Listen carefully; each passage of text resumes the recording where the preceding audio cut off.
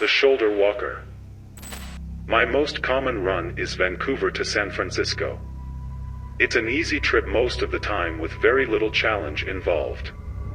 I tend to prefer driving into the night because there's less traffic. Of course, driving around in the middle of nowhere during witching hour means I've seen my share of things. UFOs, Bigfoot, the works man.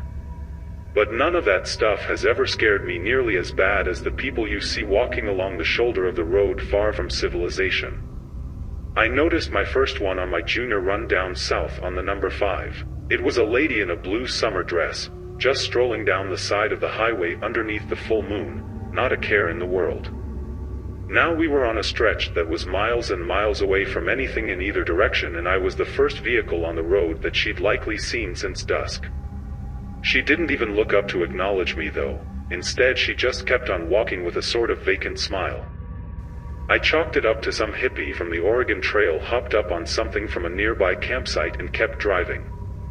But she was only the first. It's not every trip you spot them. But sometimes you see a few on a single go. It always struck me as strange because you never seem to see them during the day. Or maybe you do, but they don't stick out as much under the sun. Even so, once you know they're there, you'll start noticing the hell out of them whenever you're driving far from civilization in the dark. The other truckers call them moon wanders, but I prefer shoulder walkers, since that's always where they are. Almost like trains on a track, they walk that little white line to wherever they're going. They're different shapes and sizes too. Men, women, tall, fat, ugly, pretty, just folks like you'd see anywhere. Sure, they're creepy, but for a long time I didn't pay them any mind beyond noticing them on occasion in the split second that they were visible as I cruised past. But one night a few months ago, I passed by what looked like an old lady. She was in a hospital gown and looked just like someone on death row. Sunken, given up on life sort of eyes, frizzy white hair and pale skin.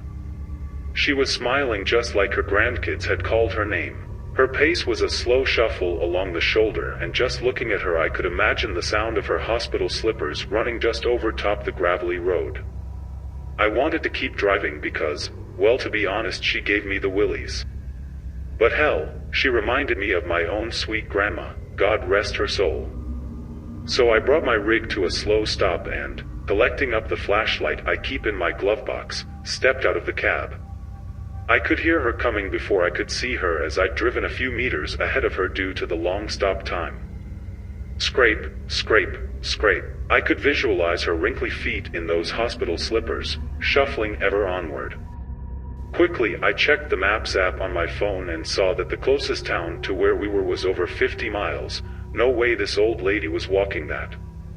Putting my phone in my jeans, I held up my flashlight and started walking towards the sound of her footfalls. Hello? Ma'am? I called out, hoping that she would speak up. No such luck, just more scraping. My hairs were on edge now as I waited for her to enter into the dim light of my flashlight. I nearly cried out as the ghostly appearance came into view. Not because anything was different from before, just because she looked so much more sickly up close. Ma'am, are you okay? You're in the middle of nowhere, you know. She didn't say nothing. Just kept smiling and moving steadily forward. Now my heart was beating hard. She's just senile. Senile, and she needs my help, I thought out loud. But my feet were frozen in place. They were going back to the truck, or they weren't moving at all. She was getting closer though, and as she reached within 10 feet or so, her wrinkled hands began to reach slowly up. Her fingers wiggled in my direction like a grandma reaching for her grandchild's face. She opened her mouth but didn't say anything, just grinned at me with pale gums. My legs gave out, and as I fell onto my side she reached down for me with surprising speed and dexterity. Before I knew what was going on, she had her bony fingers around my ankles and I was getting dragged down the road.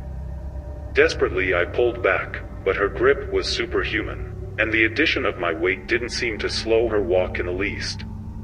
She stared down at me with those beady, sunken eyes, mouth agape in a smile.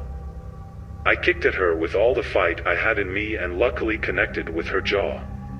To my horror, it was like kicking solid concrete.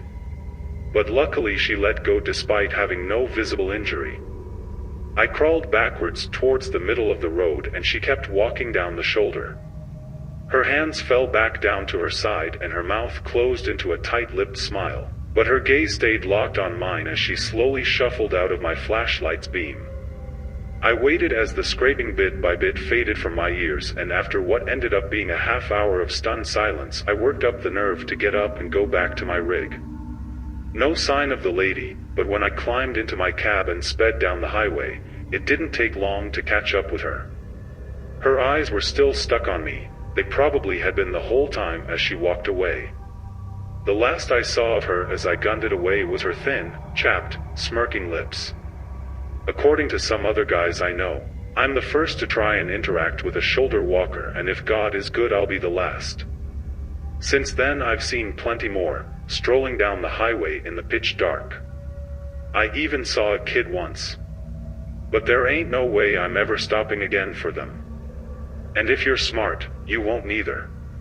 Since that night, the shoulder walkers are always looking right at me when I drive past, which they never used to do. Almost like since that old lady saw me, they all did. I'd hate to think what would have happened if I'd not managed to get free, but I can rest easy knowing I've put my warning out there in public. Maybe I'll save a few folks with this story.